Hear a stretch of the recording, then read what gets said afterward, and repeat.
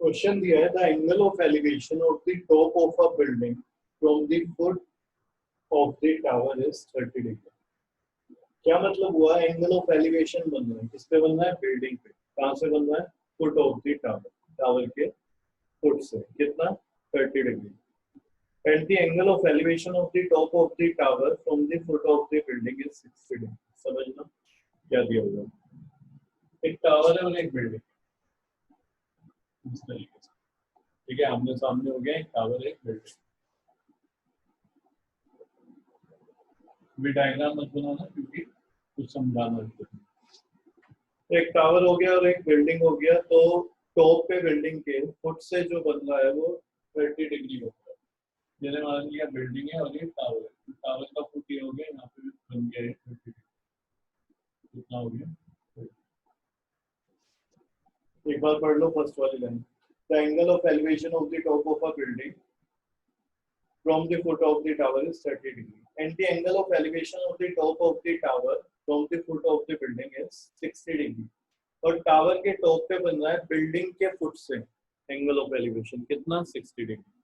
Building के foot से tower के टॉप पे बन रहा है एंगल ऑफ एलिवेशन 60 डिग्री, तो ये कितना हो जाएगा? 60। अब हुआ क्या, देखो तुम देखोगे तो दोनों एंगल सेम ही बन रहा है। सेम कैसे बन रहा है? तुम कहोगे नहीं ये 30 है, अलग है, अलग अलग है। तो जरा यहाँ पे देखो, इन दोनों का ही स्लोप सेम है। क्यों सेम है? क्योंकि हाइट यहाँ पे हमने ऑलमोस्ट इक्वल ली है। तो अगर मुझे इसका स्लोप बढ़ाना है, मुझे दिखाना है तो 60 डिग्री है, ठीक है, तो ये तो कुछ ऐसे होना चाहिए था। तो पक्का जो टावर है इसकी हाइट बढ़ानी पड़ेगी, नहीं तो एंगल सेम सेम लगेंगे ना। तो इससे हमें ये पता चल गया, अगर फुट ऑफ बिल्डिंग से टावर के टॉप पे एंगल ज्यादा बन रहा है, यानी कि यहाँ पे 30 था पहले, और यहाँ पे कितना हो गया? 60, तो 100% टावर जो है वो बिल्डिंग से बड़ा हो। ये बात बताओ। तो डायग्राम भी तुम ऐसे ही बनाओगे। फिर बात उठती है, अगर बाय चांस डायग्राम हमने सही नहीं बनाया, गलत बना दिया, बिल्डिंग को बड़ा बना दिया और टावर को छोटा बना दिया, तो देखो आंसर में तो कोई डिफरेंस नहीं आएगा, ठीक है। लेकिन ऐसा हो जाएगा कि जो छोटा है उसका आंसर तो तुम्हारा ज्यादा आ रहा होगा, जिसकी हाइट कम है, और जिसकी हाइट ज्यादा है उसका आंसर कम आ रहा होगा, उल्टा हो जाएगा। तो डायग्राम भी थोड़ा ऐसे बनाओ कि उसकी सेंस बने। यहाँ पे ये दिख रहा है कि ये 60 डिग्री है, लग रहा है ना स्लोप ज्यादा है इसका, ठीक है, लाइन ऑफ साइट, और ये 30, तो अब लिखते हैं इसको। फिर तो क्या हो जाएगा तुम्हारा? Building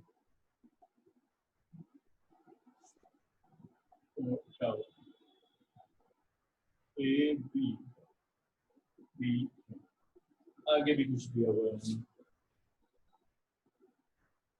If the tower is 50 meter high, find the height of the building। Tower 50 metre, ये जो है ये 50 मीटर है, और बिल्डिंग बनानी है, बिल्डिंग की हाइट है, मैंने एच मान, क्या है जरूरी है एच लेना? मतलब पी क्यू लिखते जाना, कोई दिक्कत नहीं है उसमें, भी ऐसे भी लिखा जा सकता है। तो हम यहाँ पे ले रहे हैं let A B be a tower and P Q be a building.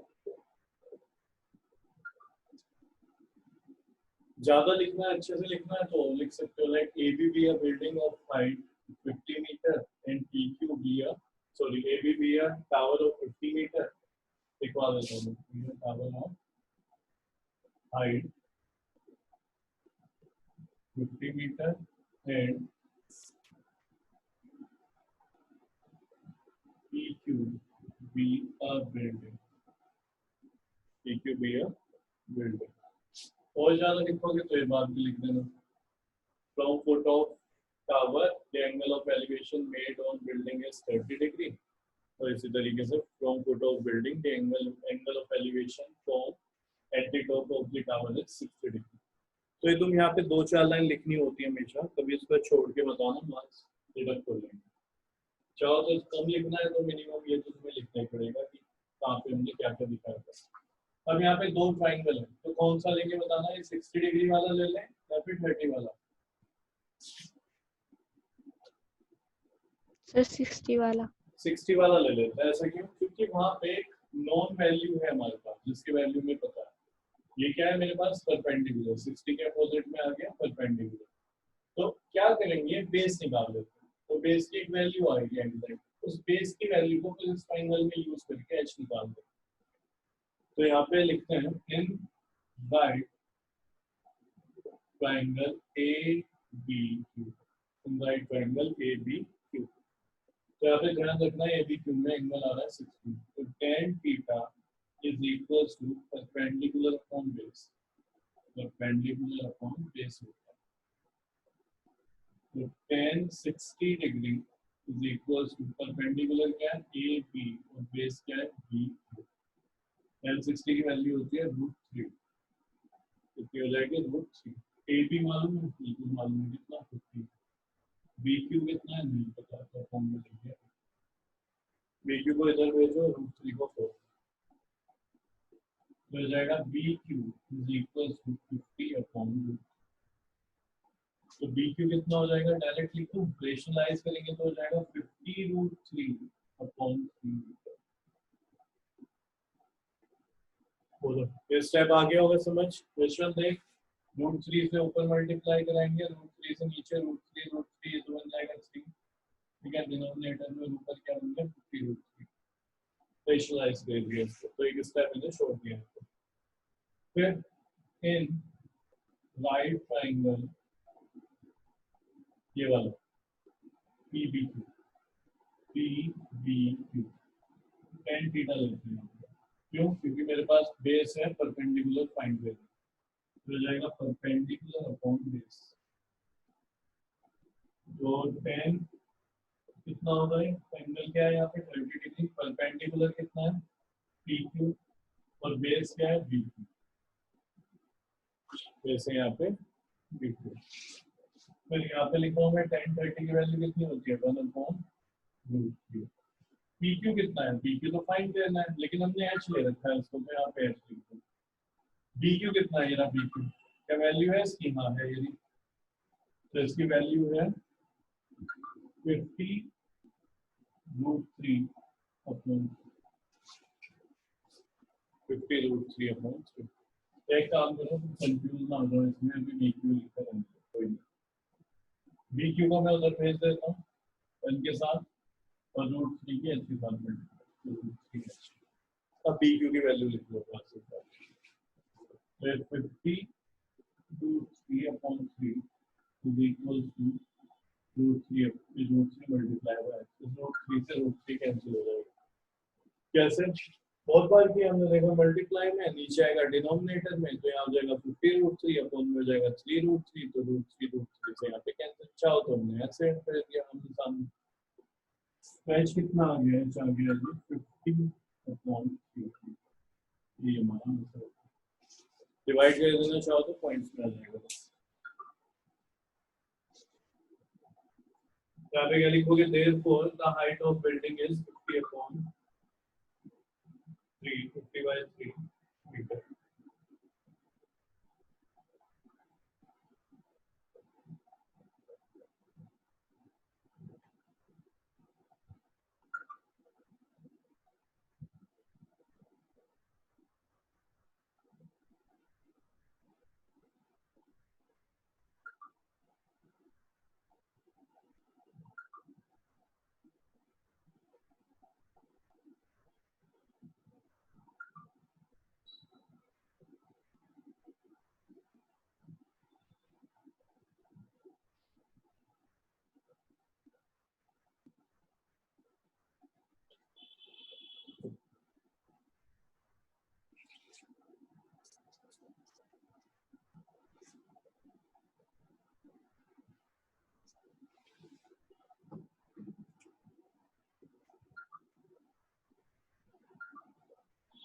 Two poles of equal heights are standing opposite each other on either side of the road, which is 80 meter wide.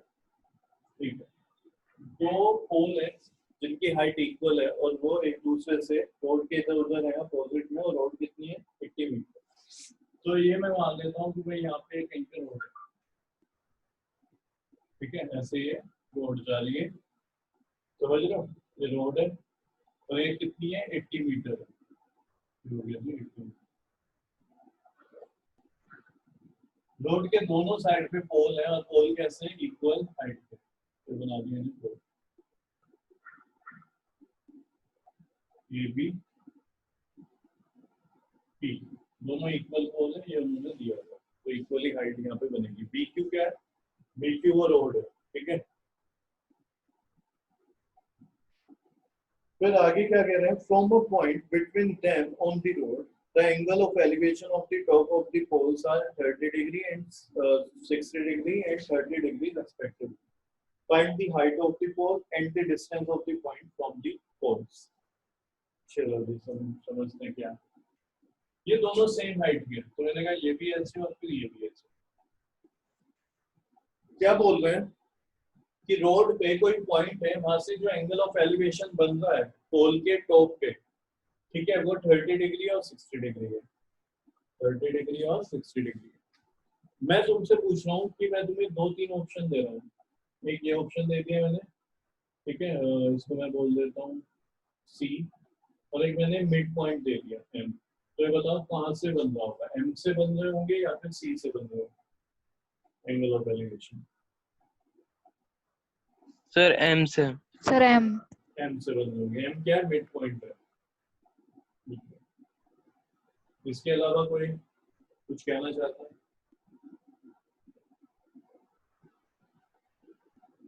अक्षर no sir. ये कुछ कहना, तो भाई ठीक है, इन्होंने बोल दिया एम से बना देते हैं।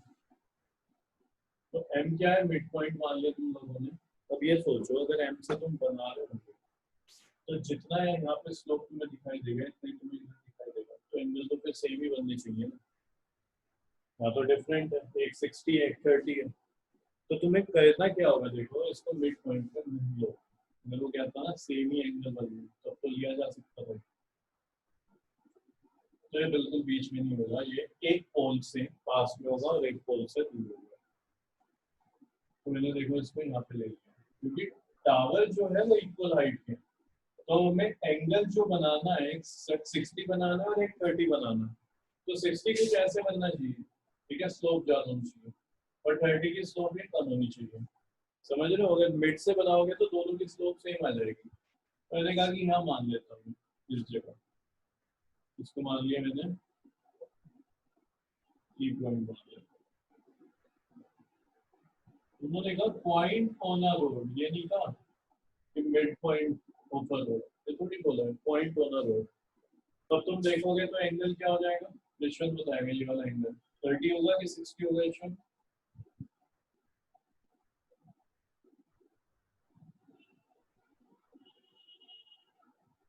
जल्दी बता भाई यशवंत, ये कितना होगा एंगल, 30 होगा कि 60 होगा? सर 30। ये होगा 60, ये होगा। एंगल जितना ज्यादा यहाँ पे स्लोप होगा वो बड़ा एंगल लिया जाएगा, तुम खुद देखो ना एंगल होता क्या है, ये तुमने एंगल बनाया, इसकी कुछ वैल्यू है, फिर तुम क्या कर रहे हो, उसको जैसे इधर इधर लेके जा रहे हो, तो एक बार में जब तुम ऐसे लिया होगे तो पूरा 90 हो जाएगा, तो जैसे कि तुम यहाँ 90 डिग्री की तरफ बढ़ते जा रहे हो तो एंगल की वैल्यू भी इंक्रीज होती है, ये जो होगा इससे बड़ा एंगल ही होगा, तो तुम इधर आए मानो ये 75, इधर आए ये 80 समझो, ये समझो 85, और ऐसे करते करते जब यहाँ पे आ जाओगे 90, क्लियर है, तो ये 60 होगा और ये होगा 30। अभी भी समझ नहीं आया? सर आ गया। ओके, ये कितना था 80 मीटर, तो वो दो चीज पूछ रहा है, एक तो कह रहा है कि हाइट बताओ, टावर की हाइट कितनी है, ठीक है, और दूसरा क्या कह रहा है वो ये बताओ कि पोल से वो डिस्टेंस कितना है, तो मैंने कहा देखो बी से मान लेता हूँ x, बी से कितना मान लिया मैंने कि वो जो पॉइंट है जहाँ से एंगल ऑफ एलिवेशन बन रहा है x है, तो फिर q से कितना होगा, q से c पॉइंट कितना होगा, 80 - x। 80 - x, बिल्कुल। जो हो जाएगा 80 माइनस एक्स। कैसे? ये समझो ना, देखो मेरे पास 80 रुपीज है, ठीक है, मेरे पास क्या 80 रुपीज है, उनमें से कोई बच्चा आया, उसने मुझसे कुछ पैसे ले लिए, तो मैंने उसे दे दिया, मानो उसने कितना ले लिया 50 रुपीज ले लिया, तो मेरे पास कितना बचा? तो मैं ये तो लिखूंगा ना 80 माइनस 50, ये लिखूंगा ना यशवंत। 80 थे तो 50 ले गए, तो कितना बचा? 80 माइनस 50 यानी कि 30। इसी तरीके से ये पूरा 80 है, एक्स ये ले गया बीसी, बीसी की वैल्यू एक्स है, तो फिर बचा हुआ कितना रह गया? 80 माइनस एक्स। यहाँ पे लिख देते हैं let A B and P Q are two towers, tower बोल रहे थे, पोल्स बोल रहे थे, पोल्स समझ रहे, two poles of equal height.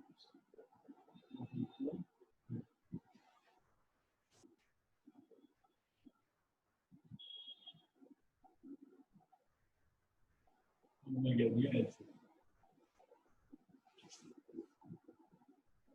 B Q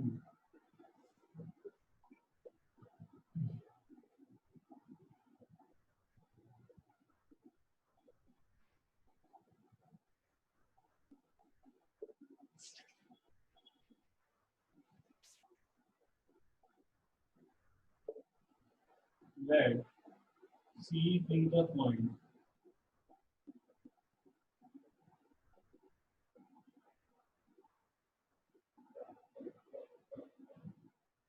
where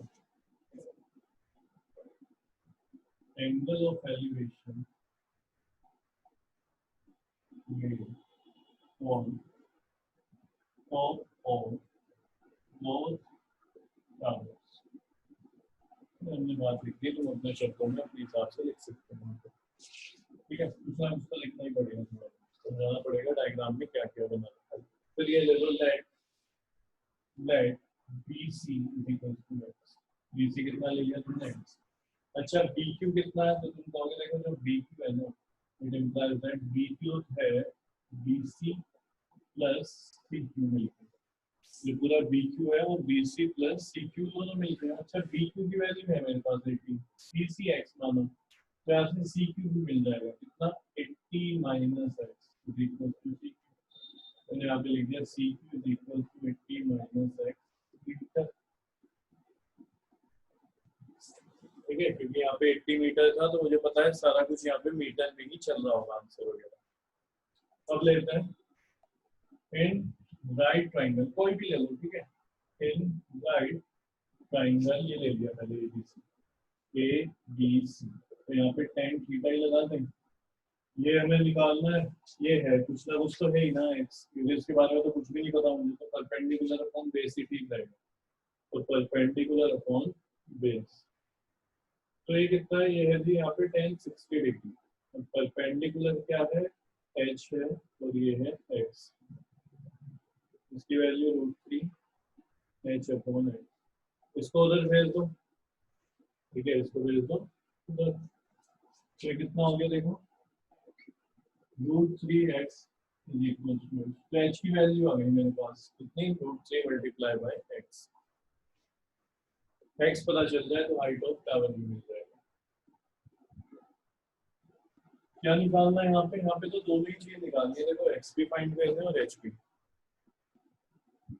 इसको ले लेते हैं इक्वेशन में। अब इन राइट ट्राइंगल PQC, इस वाले में tan थीटा क्या होता है, परपेंडिकुलर अपॉन बेस, तो tan 30 डिग्री लगेगा यहाँ पे, परपेंडिकुलर क्या है इस ट्राइंगल में PQ और बेस हो जाएगा C, tan 30 मतलब 1/√3 और PQ क्या है h है, और CQ की वैल्यू कितनी है 80 माइनस x, वैल्यू बाद में डाला करो, पहले क्रॉस मल्टीप्लाई करा दिया करो, इजी हो जाएगा, ठीक है। तो मैंने इसको क्रॉस मल्टीप्लाई करा दिया, हो गया 80 माइनस x, तो ये जो हो जाएगा h। अब क्या करें भाई, बताएगा कोई कैसे करें इसको? वैल्यू पुट कर दें यहाँ पे h की, Yes, sir. तो यहाँ पे h की वैल्यू पुट कर देता हूँ 80 minus x is equal to h root 3, मतलब h की वैल्यू क्या है, root 3x multiply by root, यहाँ पे ब्रैकेट में लिख देना क्या, यूजिंग इक्वेशन, यूजिंग इक्वेशन कि भाई यहाँ पे हमने इक्वेशन वन यूज कर दी, रूट 3 की रूट 3 से मल्टीप्लाई होगी क्या हो जाएगा, हाँ रूट 3 इंटू सर रूट 3 3 होगा, सर x को एक साइड ले जाओ तो माइनस वाला है, इसको उधर भेज दो क्या हो जाएगा, प्लस x यानी कि 4x होगा। अच्छा 4 को नीचे लिया तो 80/4 इज इक्वल टू x हो जाएगा, तो x की वैल्यू कितनी होगी 20, 20 का मीटर समझो कितना आ गया 20 मीटर। इसको क्या करोगे, पुटिंग इन इक्वेशन 1, इसकी वैल्यू डाल दो इक्वेशन 1 यहाँ तक।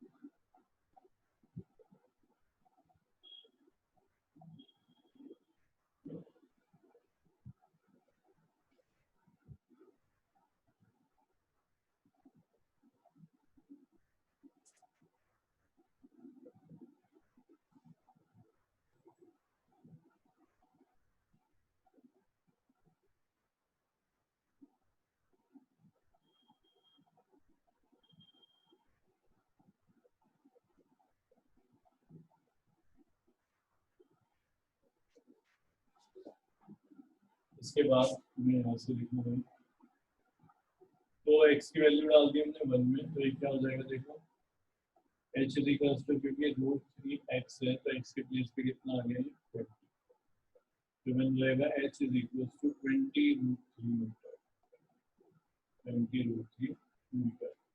इसी तरीके से जो CQ है वो कितना हो जाएगा, 80 माइनस x है, therefore CQ is equal to, तो CQ is equal to 80 minus 5 यानी कि 60 मीटर। तो हमें यहाँ पे दो चीज पूछी थी उन्होंने, ये पूछा था एक तो हाइट ऑफ द टावर बताओ, तो एच आ गया कि 20 मीटर, और दूसरा पूछा था कि ये जो पॉइंट है जहाँ से इन टावर्स पे एंगल ऑफ एलिवेशन बन रहा है, एक पे 60 एक पे 30, वो पॉइंट बताना है, वो पोल से कितना है, तो बी पोल से कितना है, ए बी पोल से वो डिस्टेंस 20 और पी क्यू से कितना है 60, ठीक है, पी क्यू से कितना हो जाएगा 60, तो ये हमें फाइंड करनी थी। देख लो एक बार मैं स्टेटमेंट बोल देता हूँ,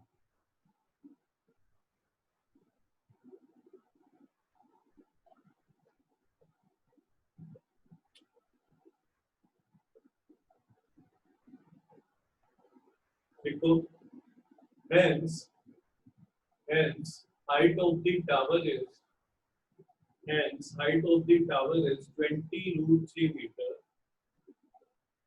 hence height of the tower is 20 root 3 meter,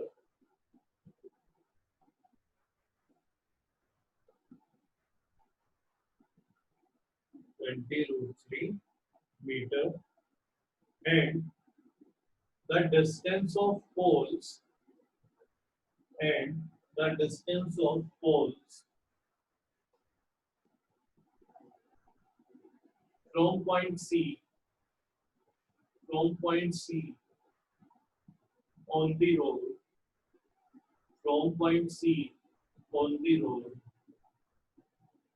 on the road to the poles, to the poles are 20 meter and 60 meter respectively, are 20 meter and 60 meter respectively.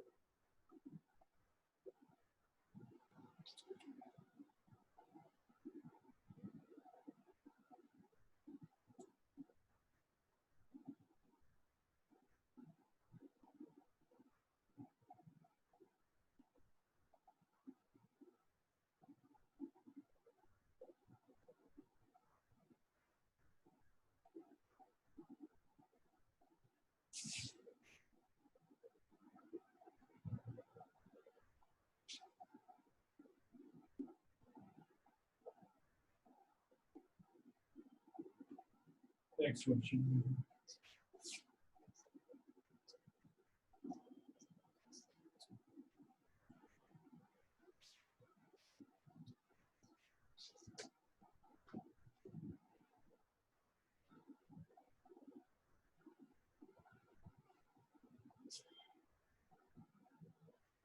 इसका फिगर दिया हुआ है 9.12 में। A TV tower stands vertically on the bank of a canal. एक canal है, उसके किनारे पे एक टीवी टावर खड़ा किया हुआ है। टावर मतलब नॉर्मली ये टावर है।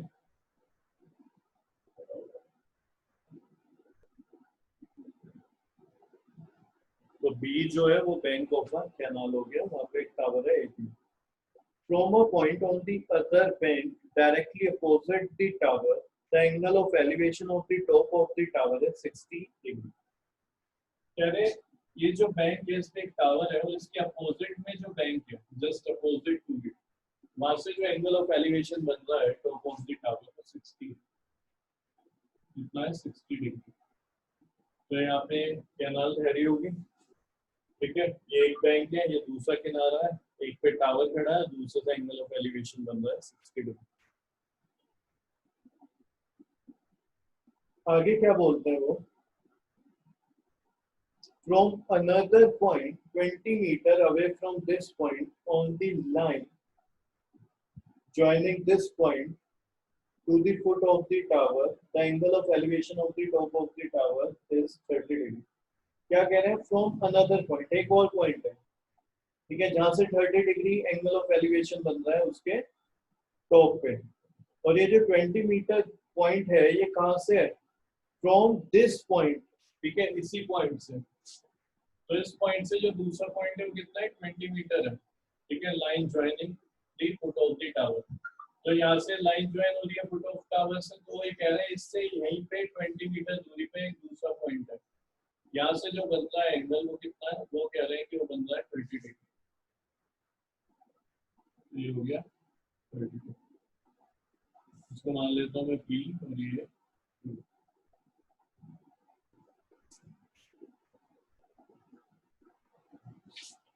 अब क्या क्या निकालना है बात करते हैं। तो एक तो height of the tower find करनी है, और दूसरा कैनाल की विड्थ कितनी है ये फाइंड करना है। तो इसको मान लेते हैं x। बताओगे कैसे करें।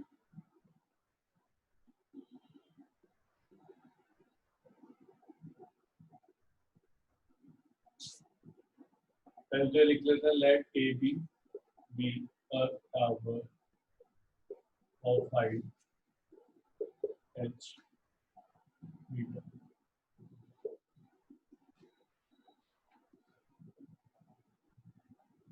EQ is the width of canal। चौड़ाई है कैनाल से x, जिसे हमने x बोल दिया,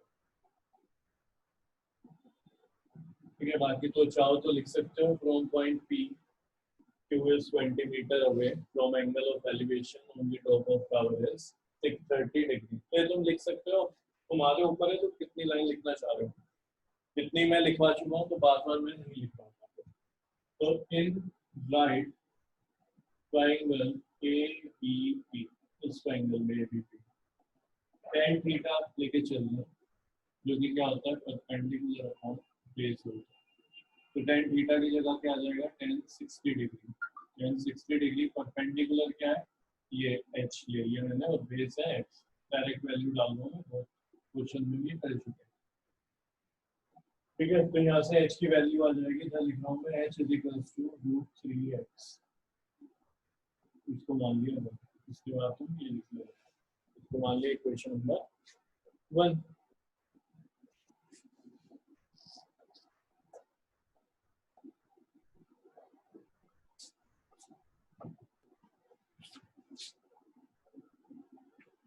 अब क्या करें, दूसरा ट्रायंगल लेते हैं जिसमें 30 डिग्री है, यानी कि इन right triangle ABQ।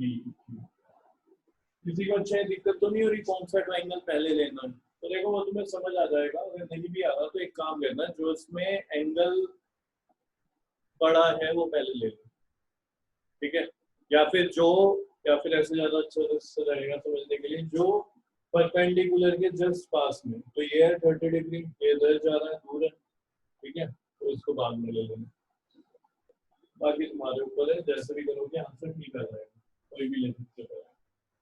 In right triangle ABQ, तो ABQ यहाँ पे हो जाएगा tan थीटा, क्यों ले रहा है tan थीटा, क्योंकि इसमें ये भी आ रहा है परपेंडिकुलर और बेस ये, और इनमें ही हमें आंसर चाहिए, परपेंडिकुलर भी चाहिए और बेस, ये वाला बेस चाहिए, लेकिन यहाँ पे पूरा चल रहा होगा इस ट्रायंगल, तो ये हो जाएगा AB परपेंडिकुलर और बेस क्या हो जाएगा BQ, तो tan थीटा की जगह क्या हो जाएगा, tan 30 degree is equal to AB की वैल्यू क्या है H, BQ बताओ जरा, अनिरुद्ध BQ कितना होगा? Sir BQ minus x. BQ तो 20 plus x 20 plus 20 x, plus वहाँ पे देख BQ क्या है, BQ यहाँ से यहाँ तक है ना BQ, तो इसकी वैल्यू कितनी है, कितनी वैल्यू है इसकी? सर 20। BQ यहाँ से चला तो देखो, और तो Q पे जाना है, तो पहले कितना चला, X डिस्टेंस और फिर 20 डिस्टेंस, तो इनको ऐड करेगा माइनस करेगा, तो सोच के बताओ। सर ऐड करेगा ना, B से Q तक जाने में कितना डिस्टेंस ट्रेवल करना पड़ा, तो 20 प्लस एक्स, इसकी वैल्यू लिखो कितनी होगी, 1/√3 is equal to H upon 20 plus H, गलत लिख दिया कि X होगा 20 प्लस एक्स, ठीक है, ये क्या है 20 प्लस एक्स। अब यहाँ पे x या h की किसी की वैल्यू मत डालना, पहले क्रॉस मल्टीप्लाई कराओ हमेशा, तो 20 plus x is equal to √3h, अब डाल, ठीक है, यहाँ से लिख दो, h की जगह पे क्या लिख दोगे, √3x, तो यहाँ पे 20 plus x is equal to √3, h के प्लेस पे क्या आ गया, √3x, h के प्लेस पे आ गया, यहाँ पे लिख दोगे कैसे है, यूजिंग इक्वेशन, फर्स्ट इक्वेशन का हमने यूज किया, तो ये कितना बन जाएगा, देखो 20 प्लस एक्स और ये √3 इंटू √3 3x, कितना हो जाएगा 3x, x को उधर भेज दो, तो 20 is equal to 2x, x की वैल्यू कितनी हो जाएगी 20 अपॉन 2, x आ गया हमारा 10। तो जो विड्थ ऑफ कैनाल है वो कितना आ गया 10 मीटर, अब क्या करें, h पे निकालना है, तो इसको क्या करेंगे, पुटिंग इन इक्वेशन में, पुटिंग इन इक्वेशन 1 में पुट कर देते, मेरी इक्वेशन में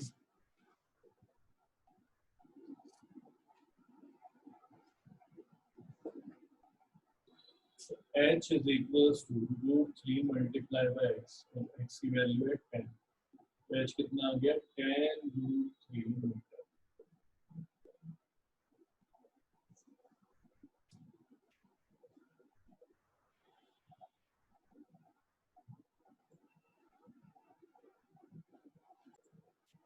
hence the height of tower is, hence the height of tower is 10 √3 meter, hence the height of tower is 10 √3 meter, and